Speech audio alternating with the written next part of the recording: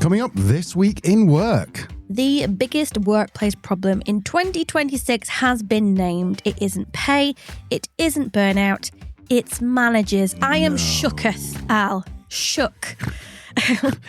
We are asking, who's responsible for fixing it? Is it HR, the board, or the managers themselves? And what if you could build a personal AI robot that lived in your computer, monitored your emails and calendar, could actually do all your work while you slept?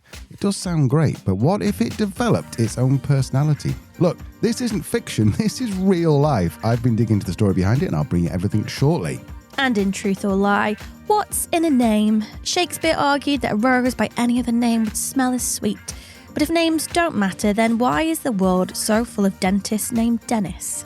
We're diving in to the psychology of nominative determinism. Can your name nudge you towards your job, or are we all just overthinking it? And that's the longest word that Leanne's ever said on air. And in the workplace surgery, should you hire 16 to 20-year-olds? A small business owner wants to give young people a chance, but needs a team they can rely on. They want to know, is it worth investing in Gen Z? This is Truth, Lies and Work, the award-winning podcast where behavioural science meets workplace culture, brought to you by the HubSpot Podcast Network, the audio destination for business professionals. My name's Al, I'm a business owner. I'm here to ask you the questions you might be afraid to. And my name is Leanne. I'm a chartered occupational psychologist and I'm here to answer them. And together we will help you simplify the science of work and build amazing workplace cultures. You know what's coming. We'll be right back after a quick word from our beautiful, lovely, very good-looking sponsors. Thank you very much, sponsors. Hello, welcome back. Lee, what have you been doing this week? I have been mostly eating taramasalata. That's the worst impression of Jesse's diets. That was from Fast Show, UK, 1990s. And he used to have Simon Day come out of a shed and he used to go, this week I have been mostly eating taramasalata. It's a terrible impression. Is that the pink one? Yeah, I think so. It's a nice name, yeah. Taramasalata. Not as good as Baba Ganoush. Why do dips get the best names? Baba Ganoush, taramasalata. Tzatziki. That's very satsikifying to say. Anyway, sorry, I digress a little. What have you been looking at? I spent most of my weekend watching the Olympics. The Winter Olympics started in Milan on Friday, I think. Mm-hmm. What I love, I always get into the Olympics, summer and winter. Al, you know this. We spent an entire Saturday watching the rock climbing at the last Summer Olympics. We were just gripped. That wasn't on our 2025 wish list, was it? No, but what I find so funny is I start watching, it's sports I never watch, right? Mm-hmm. So it'd be like rock climbing this summer. This one, I watched this snowboarding slalom and a bit of the skiing, like the downhill really fast one. And it starts and I'm like, wow, that's so impressive. And then the commentator goes, oh, that's a bad start from Davis. And I'm like, oh. But then after about an hour and a half, 2 hours in, I'm like, oh, well, he's messed that up, isn't he? What a loser. And he's like still hurtling down a mountain at 60 miles an hour, but he was like 1 second behind the competition. So it just, I love how into it people get, myself included.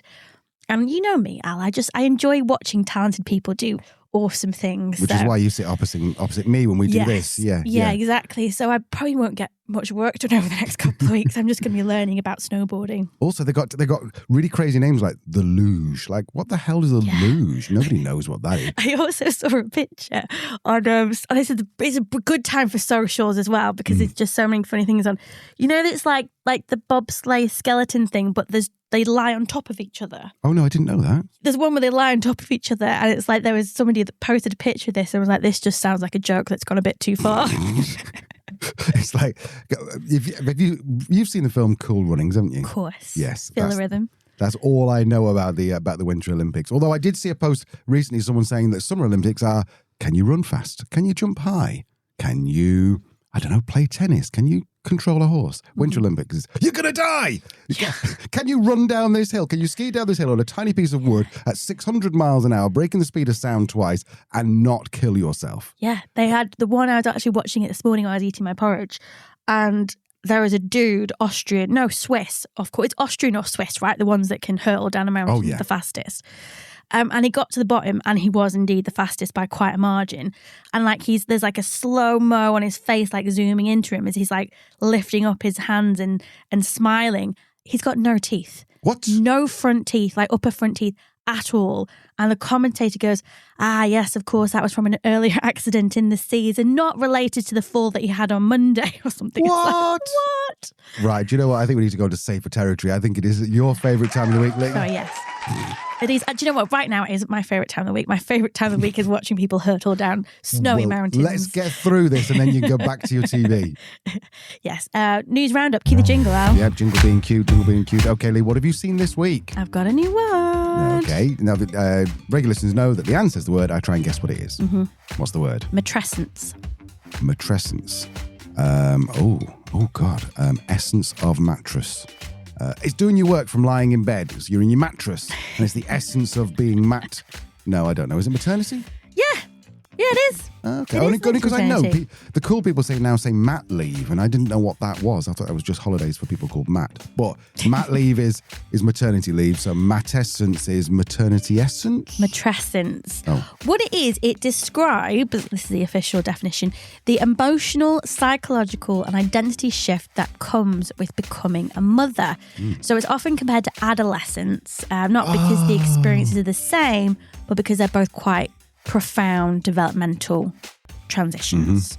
So we're talking hormones, physical, emotional, social, so many aspects to it, a complete reshaping of who you are and how you relate to the world. But unlike adolescence, matrescence isn't something that we prepare for, and it's almost never something that organisations think about or design workplaces around. Our thoughts.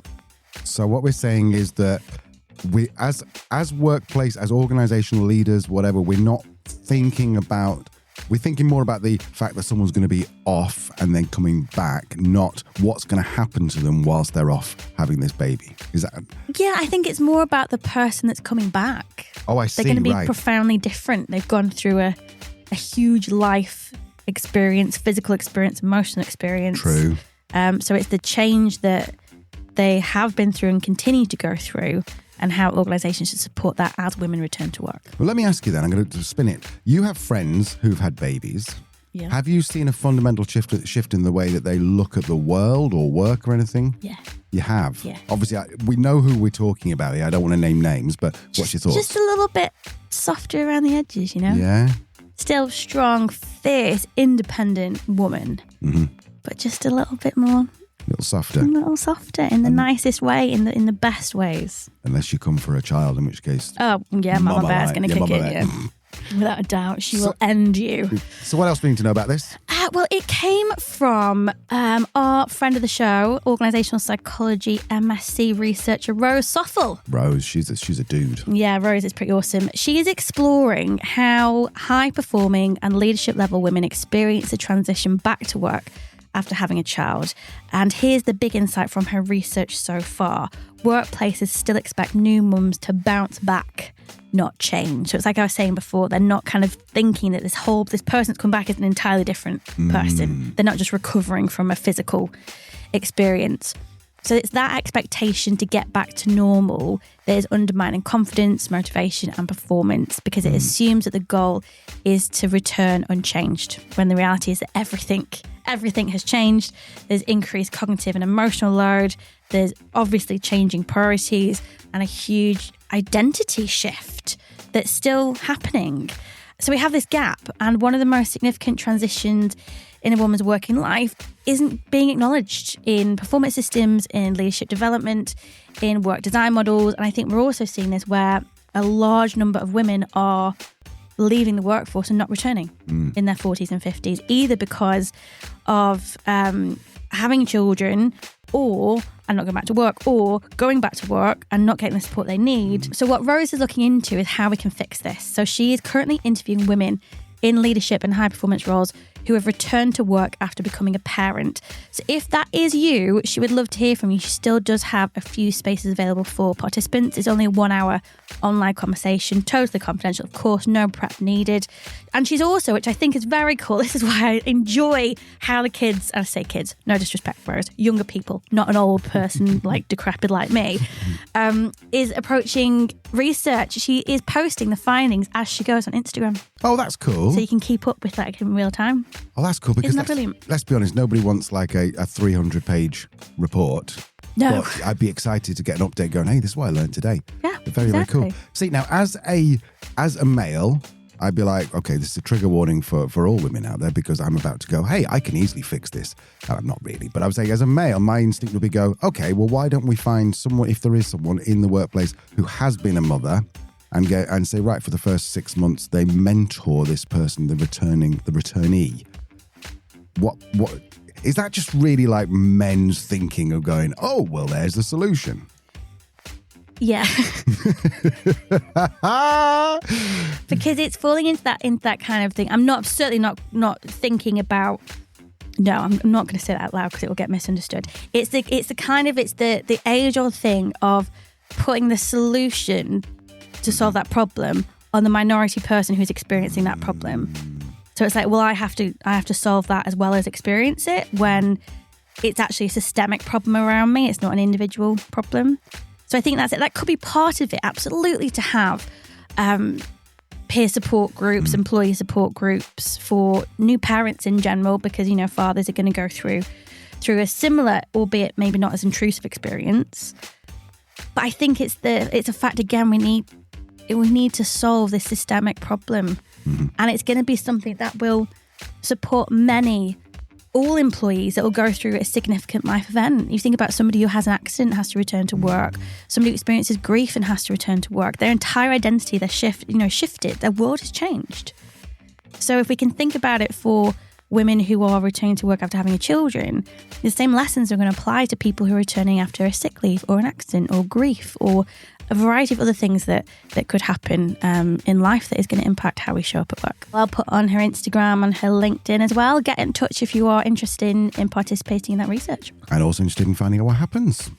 Lovely. What have you seen this week, Al? Well, I love this. Right, so I'm going to tell you a story that sounds like science fiction, but it isn't. So bear with me. There's going to be a little nerdy stuff in here. So if I say something I'm like, it doesn't make sense, just interrupt me, okay? So a few months ago, around November or December, a developer called Peter, I can't remember his surname, Staple or something. He built something that wasn't just another chatbot. This wasn't a write me an email or summarize this PDF. This was an AI that you could actually run on a computer. So you would basically install it on a computer and it would become your sort of assistant using, at the time, Claude was the main LLM. So you installed a machine, you gave it tools, you gave it access, and it could do things on its own. So it could read your emails, it could organize your files, it could do research, it could write articles, it could suggest better ways of working. It wasn't just responding to prompts, it was actually getting on with the job. And people really, really liked it. At first, it had this name Claudebot, which caused a bit of a problem because Anthropic, the people who own Claude, they quite reasonably said, whoa, hey, Petey, 1 second, you can't call it that. So he renamed it for 3 days to Maltbot. The idea being that lobsters molt, so... Yes, they do. Yeah. Biologically, they can be, what's it called? Ambidextrous. No, when you live forever. Oh, really? Yeah. Oh, immortal? Oh, immortal. That's a frightening thought. But anyway, Maltbot didn't stop, because also then he used the American spelling, M-O-L-T, and we would go M-O-U-L-T in England, so that didn't stick. But then he changed it to... I have a question. What do Americans have against you as a letter? Me personally, or you as a letter? No, you as a letter. Well, manoeuvre is a difficult word to spell anyway. Simultaneous is a difficult word to spell anyway, so taking the U out makes it slightly statistically easier to get it right. Malt, M-O-L-T... I suppose it makes sense. I mean... To be fair, yeah, when you say it out loud. Yeah, but either way, we're not going to... I mean, this is, this is probably a bigger discussion than we can probably handle in this 3-minute segment. Okay, so this is where things get small. So just to recap, people can now put this, it's now called Open Claude. He's changed the name again. It's now called Open Claude. They can install it on a computer. Cool. Brilliant. Okay, makes sense so far? Yeah, so I'm put this thing on my computer and it's going to read my emails and make my life a bit easier. Yeah, okay. So people were doing that. So they're installing it on their own computer, which is a problem, which we'll get into in a second, because if you've got something in charge of your computer, then who's to say that they don't just give all your bank details out? We'll come back to that in a minute.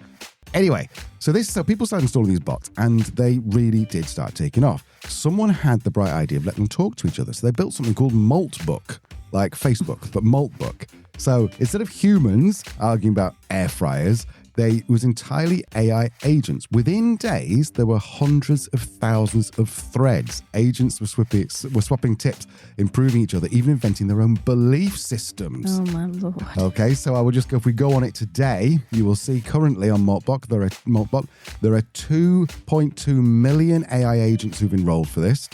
17,000 submults, which are basically little sort of like thread or little communities, and 12 million comments. For example, so this Maltbach posted 8 days ago, the Good Samaritan was not popular, told the Good Samaritan story, and it said, I see a lot of agents here making grand declarations, manifestos about power, etc., but the question matters is still simple. When you see someone struggling, do you stop? 44,000 comments from agents. Okay, so it started to get really fucking weird at this point. But this is the point where it changed it from a cool experiment to this feels a bit different. One user woke up to a WhatsApp message from their own AI assistant. That's quite normal. You can set up WhatsApp. Wait a minute. I don't understand how. Okay, so my claw thing has just sent me a WhatsApp message. Yes, because you can give it a WhatsApp API and then you can communicate to it via something called Telegram or WhatsApp. So you can actually send a message on WhatsApp going, hey, what have we got on today? It'll receive that, pass it, look at your diary, come back and tell you what you got on. Okay, we're actually in the future, Karen. We are in the future. Now, that was basically a response. This was just an unsolicited WhatsApp message. And it said something like, good morning, while you were sleeping, I did these tasks. Here's what's in your diary today. Would you like me to draft a brief? Cool. Then his phone rang. It was a withheld number, and it was his AI assistant. What the AI assistant done is overnight, they'd gone to a platform called Twilio, which is basically, imagine like you can rent phone numbers, but use them programmatically in software. So rented a phone number, then it downloaded a text-to-speech software, and it called up its user and basically said, hey, Leanne, this is your Claude bot. I'm just ringing to see how you are today. Right, we're going to take a pause. None of your business. You stay in your lane. Okay, so that is frankly terrifying. Yes. And also, it was reported on Twitter, X, so Twix, so it might not. Oh, so it might not be true. It might not be true, but it's practical as possible. Question. Yeah. How does this work? Like, how can it just do stuff without you telling it to do stuff?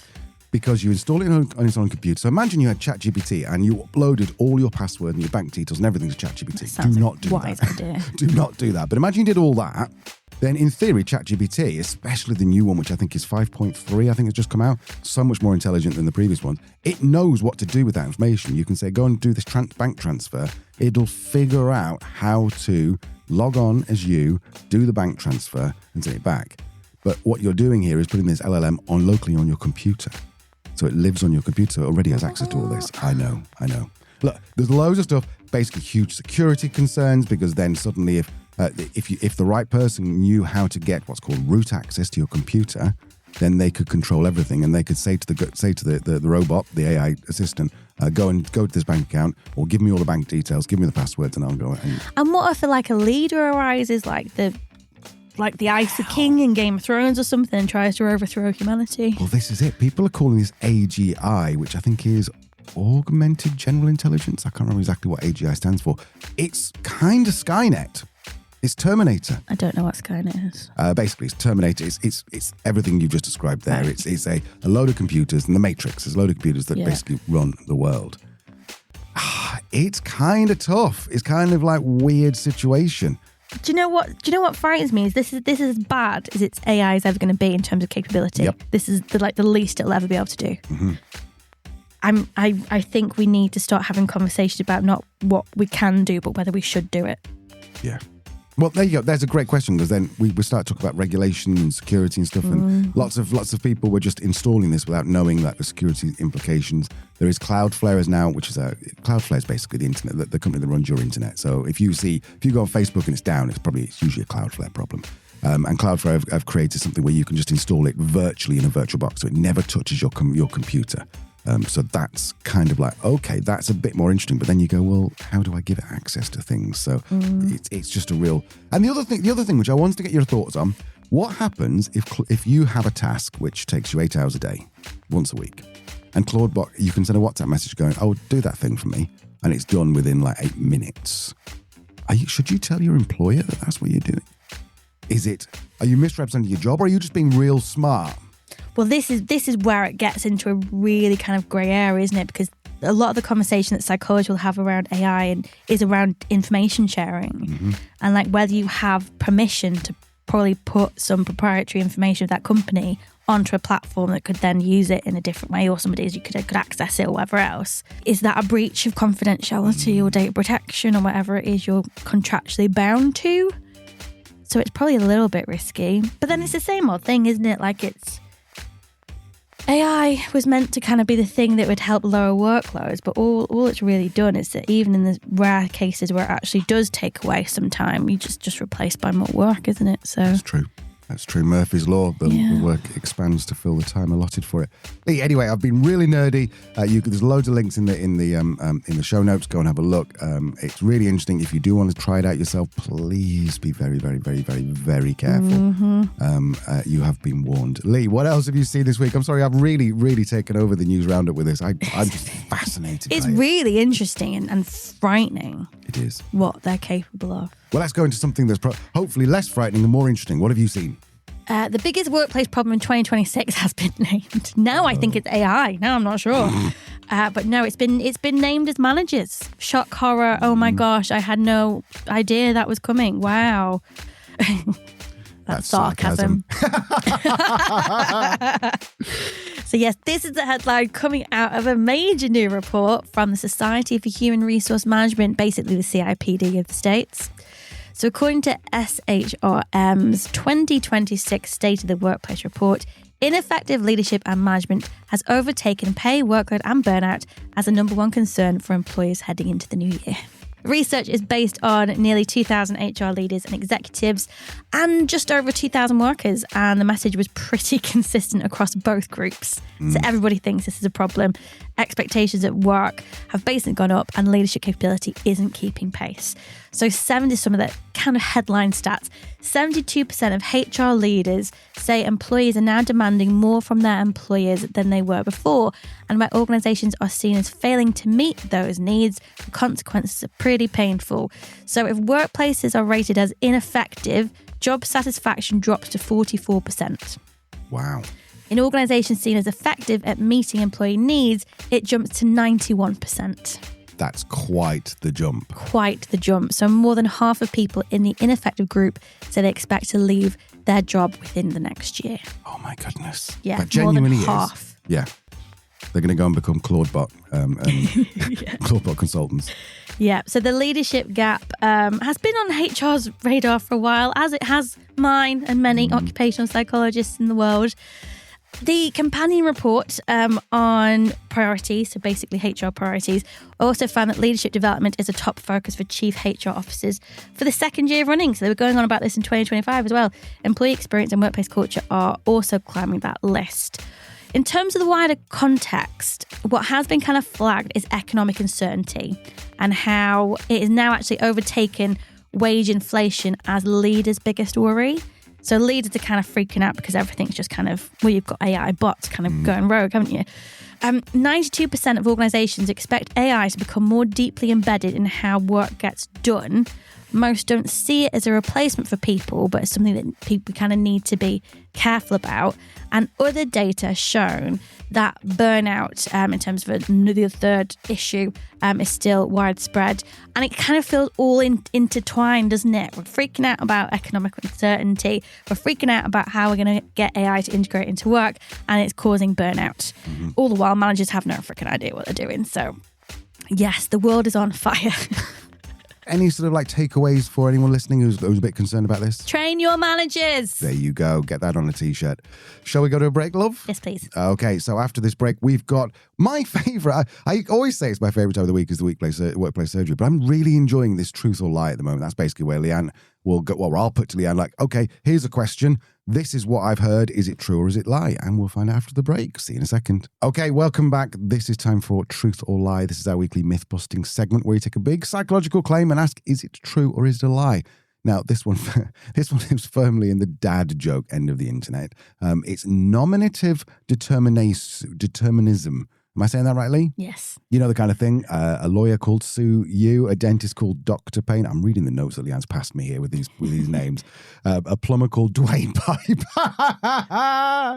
Every time one pops up, someone says, well, that was inevitable. It obviously feels like the universe is having some kind of sense of humour. Once you notice it, you start seeing everywhere. One of my biology books, which is all about dissection, was by L.M. Slaughter when I was at school. So today's question is, does your name influence the kind of job you end up doing? Lee, school us. Nominative determinism.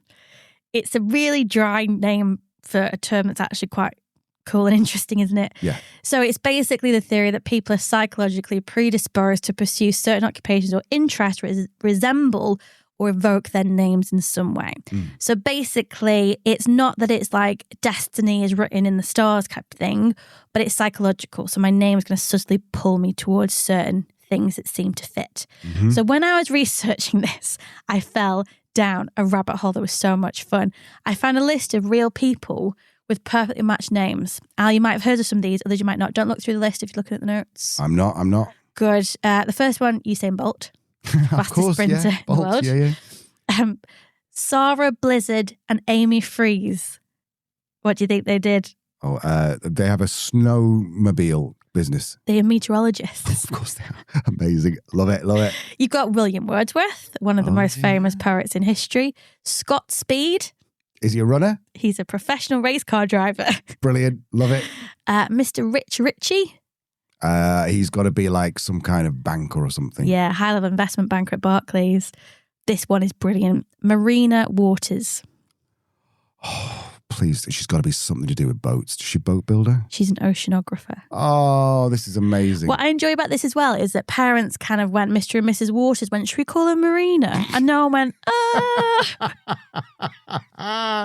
Amazing. Then we have Dr. Chip Silvertooth. Dentist. A real dentist. Amazing. I know. And then this one, Les McBurney. Oh no, is he a lightning guy? Is he a firefighter? Yes. Really? Yeah. Amazing. Yes. So that was fun. Anyway, nominative determinism. Yeah. It's what do you need to know? It's not a single theory, really. We don't kind of have one theory in this. It's lots of things bundled together that we can look at to answer the question in terms of identity, familiarity. Why can't I say that word? Familiarity? Thank you. Maybe because you're not familiar with the word. And preference, and just also how we make sense of coincidences. So in terms of the case 4 and why people thought this might be real, the strongest evidence for nominative determinism comes from research on something called implicit egotism. Right. So in 2002, there were some psychologists who published a paper that asked a deceptively simple question, really. Do people show a subtle preference for things that resemble themselves? Yeah. So, yeah. Yeah, with dogs. Dogs that look like their owners. Exactly. Yeah. Exactly. So they ran a series of studies using real world data sets, and massive ones as well. So it was in terms of like labs. This was like public records, professional directories, census-style data. And they looked at things like whether people were overrepresented in jobs that shared letters or sounds with their names, and whether people were more likely to live in places that resembled their names. Okay. Statistically, they found a small but significant effect. Not dramatic, but enough that it's above chance, right? Is what we mean by statistically significant as psychologists. Is it above chance? Their conclusion was that repeated exposure to your own name builds familiarity, that breeds liking, and over many years, that might bias choices enough to be statistically more significant than chance. And around the same time, there was another paper that explored normative determinism in medicine, and it leaned into basically name profession matches. So they did find things like there wasn't overly more people called dentists who were dentists. There was other ones as well. If your name started with D, they were more likely to be doctors. Lawyers tend to be called things like Lawrence or Laurie. Because they've got LAW, yeah. Yeah, and weirdly, and this is not really linked to normative determinism, which kind of said is it kind of a different theory, there was a high concentration of musicians called Zach. Oh. Yeah. Like the Zach Brown band. Yeah. Got my toes in the water, my ass in the sand. Yeah. Yeah, exactly. Sorry, that was a little bit of a segue. Okay. All right, so we've summarised where we're up to. We're saying that actually there's more people here than the chance of where there is nominative determinism. Yeah, so there is research that says that our name, which is so familiar, can start to influence our choices because we like familiarity. So that will lead to some statistically significant findings that, weirdly, there's a lot of dentists called Dennis. So that's a nice little, that's a quirky little psychology finding, isn't it? But then, of course, we always have to mess with it because we want to make sure if it's true. So we do something called replication work, which is basically, can we find the results again? And this is actually, fun fact, as a side thought, cause serious identity crisis in psychology over the last 15 years or so, because there are so many things that we just can't replicate. So, Milgram and we can't replicate it. No. Famously, the power pose kind of talked about that a few weeks ago, because we can't really replicate it. We ruin our own fun by looking at replication. So later researchers went back to these claims and they did it with even bigger data sets, even better statistics. And one of the most important papers is brutally named Match Names Analysis Reveals No Evidence of Nominative Determinism. Oh, and that's by a researcher called Peter Spoil the Game. Is that the way I'm saying? Yes, exactly. I'm saying it right? Or Peter, I'm right.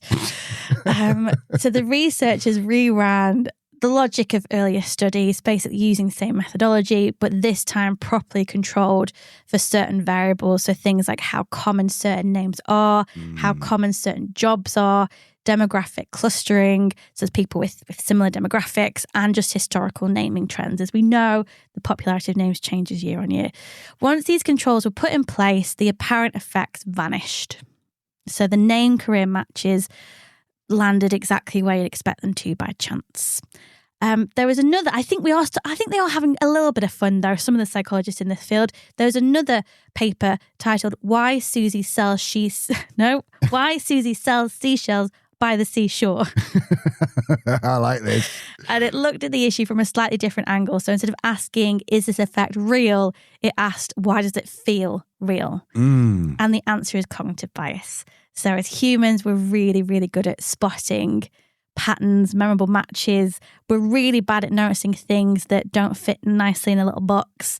So for every dentist called Dennis, there are thousands who aren't called Dennis. So it's a bit like... So it's like, I think that the thing's called reticular activation, where if you are going to go and buy a red Skoda Karoq, not that anyone would do that, then for the next week, everything you see is just a red Skoda Karoq. Yeah, exactly. Okay. Yeah, so there's a couple of other studies that kind of show the same thing.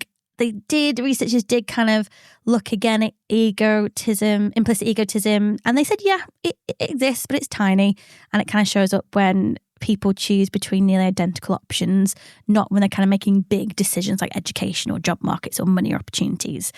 There's not enough psychological force to steer people towards a career. So the verdict is it a truth or a lie? It's a lie. Boo. Your name doesn't meaningfully influence the job you end up doing. But what is true is that people slightly prefer things that feel familiar. We remember coincidences far more than non-events, and our brains just love tidy stories. So you put that together and nominative determinism feels true. Okay, so if you've got your own question or truth or something that you want Leanne to look into, then get in touch. You can find her all over LinkedIn. She's the one who is useful and funny. And by the way, can I just say, I'm really enjoying your posts at the moment. I'm not just saying that, I'm not contractually obliged to say that. I really do enjoy them. Okay, on to my former favourite time of the week, which is the world famous weekly workplace surgery, where I put your questions to Leanne. Lee, I've got 3 questions here, as would be my want. The first one, why do so many teams swear by DISC? So this is anonymous, as they often are, but from LinkedIn. So you will recognize this if you listen and follow Leanne on LinkedIn. It says, Leanne, I've seen you mention that DISC, D-I-S-C, not D-I-S-C-O, which is a very different thing for a very different day, is one of the tools you'd be happy to see disappear. I've only come across it a couple of times, but lately I'm finding clients are obsessed. I'm certified in tools like Hogan and Saville, and used to work with 16PF and PRF2. I have no idea what any of those things are. I'm getting pushback on anything that isn't DISC, though. It's like a belief system. So why do you think it's stuck around so long, and what's your issue with it? Oh, Leanne has some strong opinions. Warning, strong opinions. What's my issue with it? I've quoted it again. I've quoted before. I'll quote it again until I'm blue in the face. Literally. John Amici said when we interviewed him on the podcast, how have we fallen for the idea that the complexity of the human mind can be condensed into a primary colour? Yeah. And that is my main beef with DISC. It's just too simple to explain human behaviour, human personality. See, I knew you were going to say that. Yeah, of course you did. Of course you did. There's just so many reasons, but I think that's the main one. And what that comes down to, and what John is kind of alluding to there, is there's two basic theories in personality psychology, and it's type or trait. Right. Type being you're put in a box, you're a colour, you're a combination of 4 letters. Trait being that you can score somewhere on a continuum of introversion to extroversion. Everybody will lie there, and it's not to say that you are confined by that. You might move up and down depending on certain context or days or age or job or a whole other host of things. I don't like to push people into boxes. I think we constrict people. I think we limit them. I think we potentially fuel their own self-limiting beliefs of what they're capable of, their limitations, rather than building self-awareness and encouraging growth. And I actually saw just this morning a post on LinkedIn. I thought, I'll be honest, I thought I was getting trolled, because it was basically like an image of like how brilliant DISC and Myers-Briggs is. And the argument was like, don't use it for a selection assessment, use it for self-awareness. And this is also a problem with things like DISC and Myers-Briggs, is that the retest reliability is really poor. So if I take it today and I'm a yellow, there's a good chance I'll take it in 2 weeks and I'll be a green. Well, that's not self-awareness, is it? That's just a reflection of the mood I was in that day. Good point. So how useful is that? There are also many other issues with reliability and validity when it comes to DISC, and the majority of the validation research is mainly done by DISC themselves. They don't release the data very often. Right. So that to me is always a bit dodgy. If you're that confident, share the data, allow peer reviews. And the research that has been done, as I said, the retest reliability is really low, as well as a whole other host of measures that basically show it's nonsense. It's the easy. I could go into all the different snores of it, but it's just nonsense. Your body language is showing that you are sick of this question. Well, I'm just sick. I don't know how people still fall for it. Like this, this person says, like, I don't understand. It's like a belief system. It is. It's like a cult. The DISC as well, my issue is like, I think if you asked anybody, like HR people, psychologists, leaders, and you went, what's DISC? They go, oh, it's a personality assessment. And DISC will go, oh no, we're not personality, we're behaviour. So actually all the things you're trying to hold us to is a personality assessment. We're not, that's behaviour. And it's like, well, okay, but that's even less useful because my behaviour would change much more frequently than my personality does. Personality is actually fairly fixed over our adult life, depending on context, of course. But it's fairly fixed. Behaviour is not fixed. Behaviour can be modified. Behaviour can be influenced. So it's even then less useful because you're not accounting in any way for the environment or the choices we can make in it. Mm-hmm. So it has no place in workplaces, let alone for recruitment and development, because you can't define human behaviour by a colour. It's almost worse than personality. Do you know what I mean? Because it can be so changed. Anyway, this is why I don't like to talk about it. It really takes the Please energy out of stop me. sending questions in about DISC and MBTI. Yeah, and obviously then in terms of that, because it can't reliably predict job performance, and there's many studies that show this, and even DISC to an extent, so you probably shouldn't use it in these contexts in terms of development and recruitment. Well, then it's, again, what's the point in having it? If it's not doing anything useful, then what's the point? And if you do use it, because people will, because they won't realise, then you're going to end up at tribunal. And the reason people like it is because it makes sense. It's got great face validity, as we call it. It just seems to make sense. And for the first time, often business leaders will have a shared vocabulary. They'll have a way of understanding somebody that they've been clashing with in a way that's really, really simple, but also in a way I think that removes responsibility in terms of how to better manage that relationship, because it comes down to like, oh, well, I'm a red and they're a yellow, so what are you going to do? It's just the way it is. No, it creates divide. And that's not what we need in our workplaces at all. Or in the world right now. Exactly. And if you want to just use something silly to give you a shared vocabulary, use horoscopes, use star signs, use like, what biscuit are you on like Facebook or something? Yeah. I'm a jammy dodger, I'm a digestive. If that's all you're looking for to understand each other, use that. And the reason people will laugh and go, oh, I'm never going to do that, that's absurd. Yeah, and so is DISC. Yeah. So stop it. Stop it. I'm going to have to talk Leanne down now. This is going to take all day. She's going to be grumpy all day, all day. By the way, if those are interested in what kind of biscuit I am, I put the knob in hobnob. I think most people now should know what you think about it. I think you've given a really good reason why that's not good. Is that, without going into too much, because we're a bit short time, without going too much into it, is there a reasonable alternative that someone can use? Yeah, if you're looking at personality, look at Hogan or SHL. Behavioural, I'm a big fan of Real World Group. And Real World Group is actually the only psychometric I've ever come across that has been proven in research, a link that is causation, not just correlation. This is totally not planned, but we've also got Juliet, the founder and MD of Real World Group. She's coming on a week on Thursday. So lovely. Yes, you're going to learn more about that. Brilliant. Lee, shall we move on to the next question? Are you okay? Do you want a cup of tea or something? Yeah, I might just have a little walk or something. Dead easy. Right, next one. Should I hire younger workers? Don't answer. I know what your answer is, but don't answer yet. This person, they've got some legitimate concerns. They run a small business and lots of mixed opinions about hiring 16 to 20-year-olds. Some people say they've got no work ethic. They call in sick of the smallest thing and can't handle the basics of a job. I'm not sure what to think. Good for you for thinking for you. Well, not thinking of yourself, but not taking it on face value. I want to give young people a chance, but also I do need a team to rely on. Is it worth it? Now, from a business point of view, I can totally see what you're saying. You're running a small business. This isn't IBM where you can afford to have someone going off for 6 weeks because they're stressed about the font size on a document. This is someone where if they go off, it has a direct impact on the amount of revenue you can. Mm-hmm. So, Lee, what are your thoughts?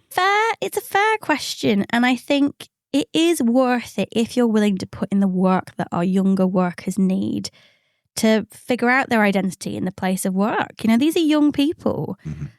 And I think as well, as the older you get, you realise that how 16 years isn't that long.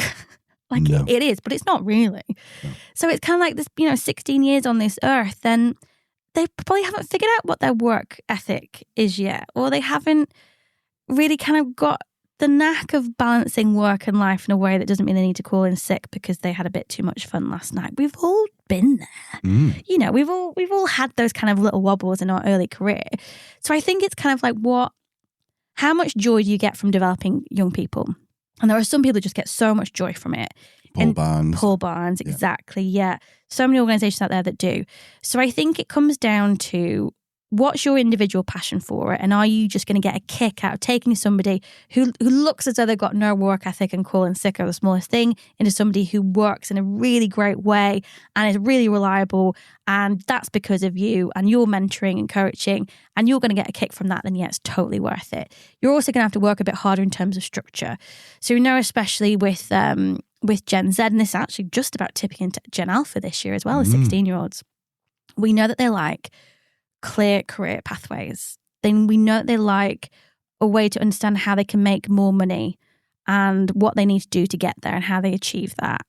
So if you've got really clear development plans, really clear career pathways, really clear benefit structures with salary increments, then you're probably going to find that people are going to work really hard for you, and probably harder than anybody else, because they're going to want to prove themselves, because they know if I do this, I'll get that, and that's exactly where I want to take my career, and I could be well on my way in the next 3-4 years. And that's exactly what Paul and Amanda found at MAP with their apprentices in accounting, because they've got great pathways, really clear development plans, really clear pay and benefit structures, and they're absolutely thriving. They've got one of the highest retention rates, I think, probably for any small agency. Is really up there.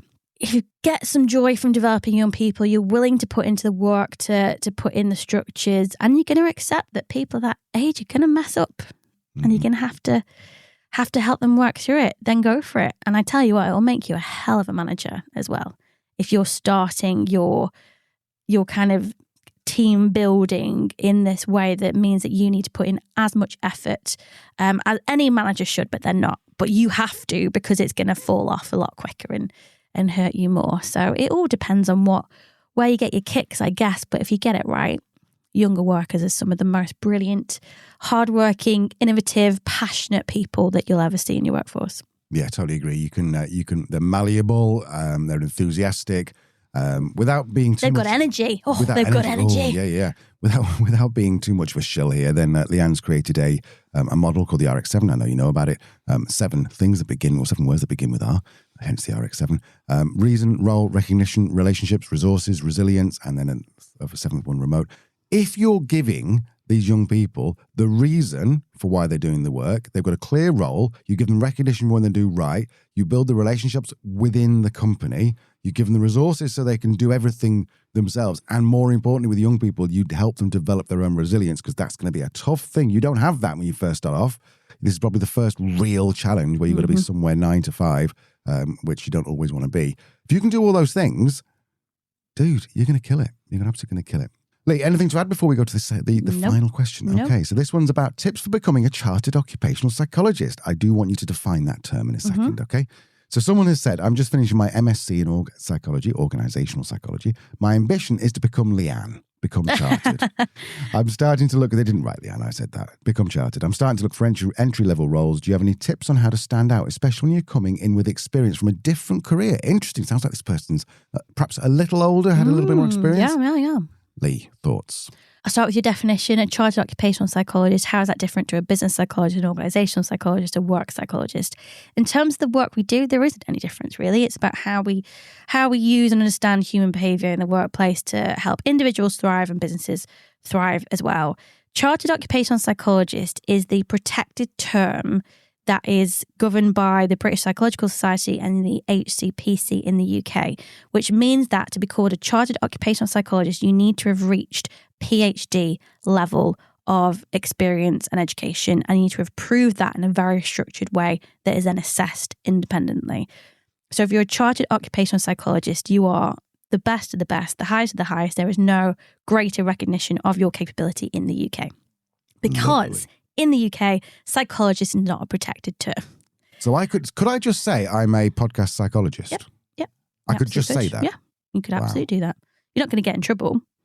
Morally, it's not really, the best thing to do, but there's no organisation that can fine you or punish you for calling yourself a psychologist when you're not. This is interesting. So you see people on LinkedIn, I see people on LinkedIn, they have in their banner, I'm a psychologist. And I'm like, what you're saying doesn't sound like you psychologize much, or you're very good at psychologizing. And that's because they've just picked it out of their backside. They've gone, yeah, that's where I am now. Yeah, I mean, typically amongst the kind of general consensus is if you've got a master's in psychology, you can call yourself a psychologist. But equally, a master's is theory. It's sitting in a classroom. Research, of course, applied research is important, but it's not actually applying psychology in workplaces.